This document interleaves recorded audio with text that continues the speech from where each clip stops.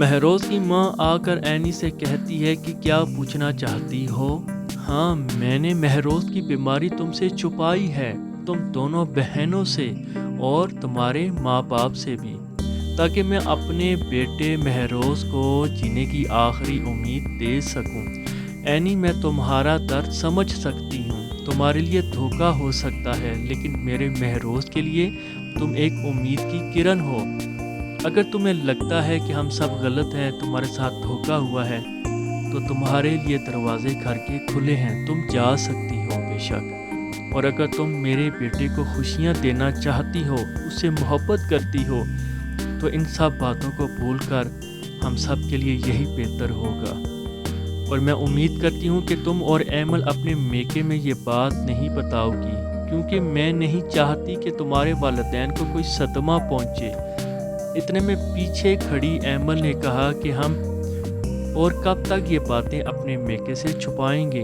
फिर महरोज़ की माँ ने कहा, जब तक छुपा सकेंगे तब तक ये बात छुपाएंगे। महरोज़ सो के उठता है और देखता है कि एनी नमाज पढ़ रही है और महरोज़ पास आके बैठ जाता है और एनी को प्यार भरी निगाह से देखता रहता है। एनी दुआ मांगने के बाद महरोज़ को देखती है।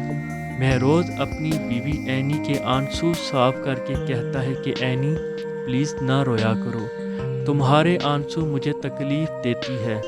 तुम मेरी लंबी उम्र के लिए दुआ मांग रही थी। जिस पर एनी ने सर हिलाकर हाँ का जवाब दिया। तो फिर आज एक वादा करेंगे मुझसे कि जब आप ठीक हो जाएंगे तो फिर मेरे सारे आंसुओं का बदला चुकाएंगे, मंजूर है आपको? जिस पर महरोज़ ने कहा कि मुझे मंजूर है, बस दुआ करो कि अल्लाह मुझे ज़िंदगी का एक और मौका दे दे, ताकि मैं तुम्हारे सारे आंसुओं का हिसाब किताब चुका सकूं। आयमा की माँ मज़े से नाश्ता कर रही थी। इतने में बड़ी बहन आ जाती और कहती कि मैं कितनी बड़ी टेंशन में हूँ और तुम यहाँ बैठ के मज़े से नाश्ता कर रही हो।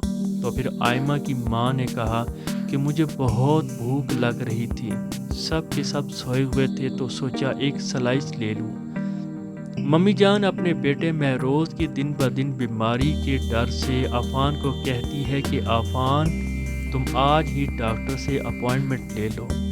जिस पर अफान ने जवाब दिया कि आप फिक्र ना करें, मैंने ऑलरेडी ही डॉक्टर से अपॉइंटमेंट ले लिया है, लेकिन मैं आपसे एक बात करना चाहता हूँ कि मैं अभी भी ये कहना चाहता हूँ कि दोनों भाभीयों के साथ बहुत गलत हुआ है, हमें उनको एहसास करना चाहिए। एक सॉरी कहने से कोई हर्ज नहीं होगा।